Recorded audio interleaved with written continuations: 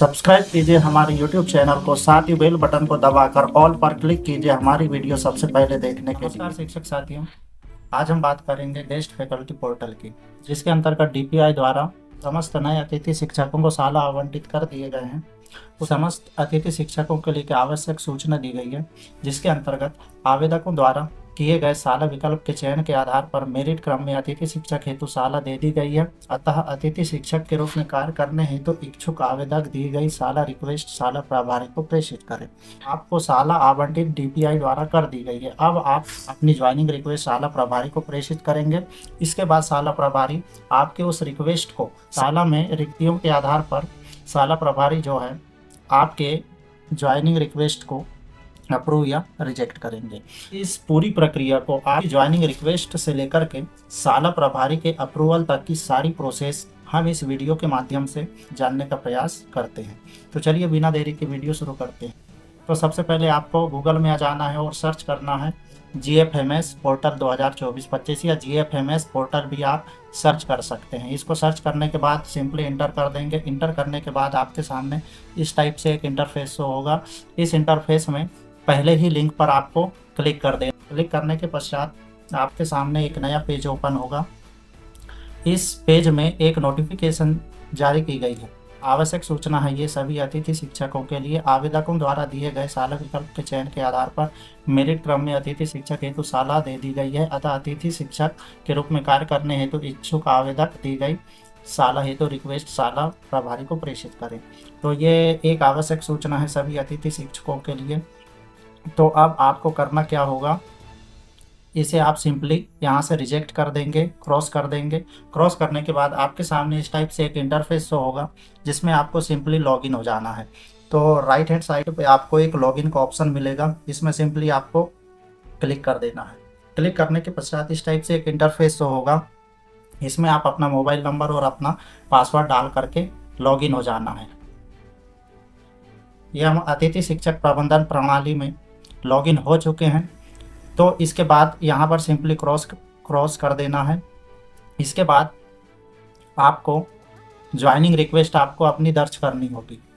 इसके बाद इस टाइप से एक इंटरफेस शो होगा।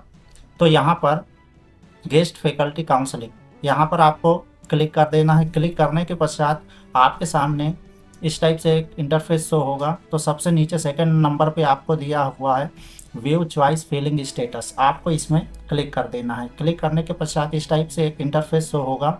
यहाँ पर आपको ज्वाइनिंग रिक्वेस्ट दर्ज करनी है।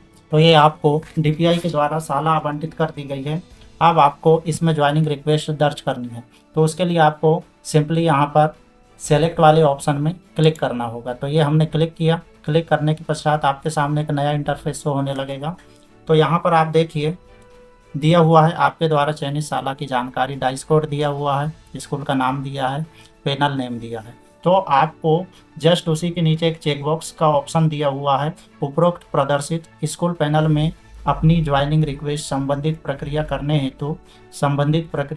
हेतु चेकबॉक्स पर क्लिक करें।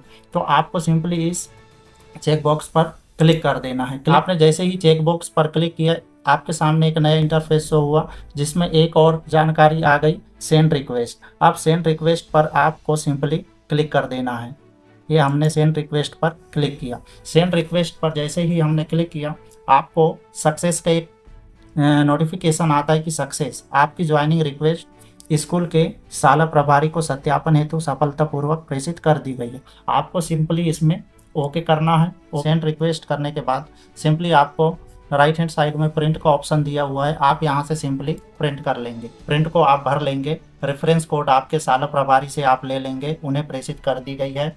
अब हम जानने का प्रयास करेंगे कि साला प्रभारी के माध्यम से आपकी ज्वाइनिंग रिक्वेस्ट कैसे अप्रूव या रिजेक्ट की जाएगी। उसके लिए आपको सिंपली गूगल पर चले जाना है और GFMS पोर्टल दर्ज कर देना है। GFMS पोर्टल दर्ज करने के बाद सिंपली आप इंटर कर देंगे। इसके बाद आप पुनः वही प्रोसेस करेंगे, लॉगिन की प्रक्रिया से गुजरना होगा। पुनः आपको अतिथि शिक्षक प्रबंधन प्रणाली में क्लिक कर देना है। क्लिक करने के पश्चात आपके सामने इस टाइप से एक इंटरफेस शो होगा, इसमें आपको सिंपली लॉगिन कर लेना है। अब यहाँ पर लॉगिन यहाँ पर संस्था प्रभारी करेंगे अपनी ID और पासवर्ड से। अब इसके बाद संस्था प्रभारी द्वारा किए जाने वाले ज्वाइनिंग रिक्वेस्ट को अप्रूव करना या रिजेक्ट करने की प्रक्रिया हम अब जानते हैं। तो उसके लिए सिंपली संस्था प्रभारी जो है यहाँ पर सिंपली लॉगिन हो जाएंगे। लॉगिन होने के लिए उन्हें यूनिक आईडी और पासवर्ड की ज़रूरत पड़ेगी। तो संस्था प्रभारी की यूनिक आईडी और पासवर्ड यहाँ पर सिंपली दर्ज कर देंगे। इसके बाद संस्था प्रभारी यहाँ पर सिंपली लॉगिन हो जाएंगे। लॉगिन होने के बाद में आपको इस टाइप से एक इंटरफेस शो होगा।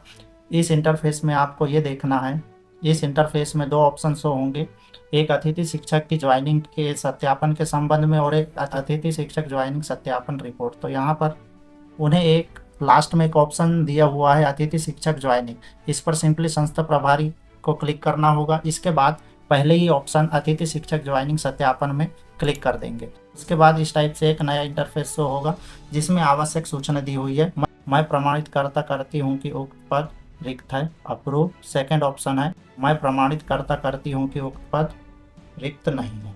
तो संस्था प्रभारी का काम होगा यहाँ पर अपनी शाला में रिक्तियों के आधार पर अतिथि शिक्षक के ज्वाइनिंग को अप्रूव करना व रिजेक्ट करना।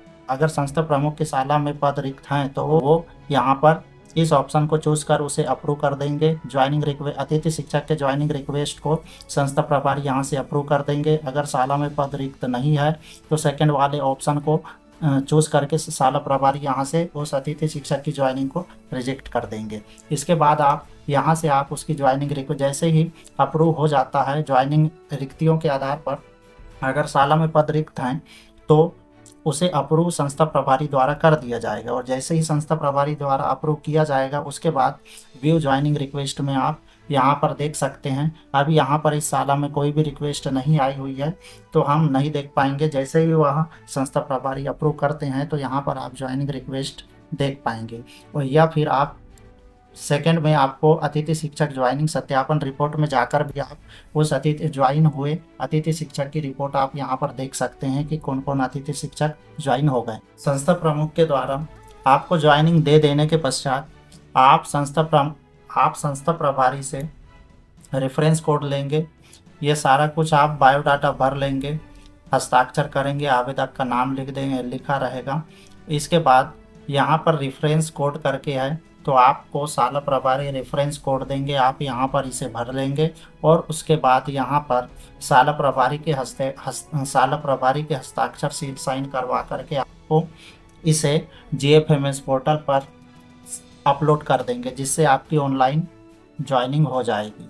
तो हमें आशा है शिक्षक साथियों कि अतिथि शिक्षक अपनी ज्वाइनिंग रिक्वेस्ट कैसे सेंड करेंगे शाला प्रभारी को और शाला प्रभारी अतिथि शिक्षक के ज्वाइनिंग को कैसे अप्रूव करेंगे या रिजेक्ट करेंगे, सारा कुछ प्रोसेस आज हमने जानने का प्रयास किया और आपने समझ भी लिया। और इसी आशा इसी उम्मीद के साथ मिलते हैं अगले वीडियो में, तब तक के लिए।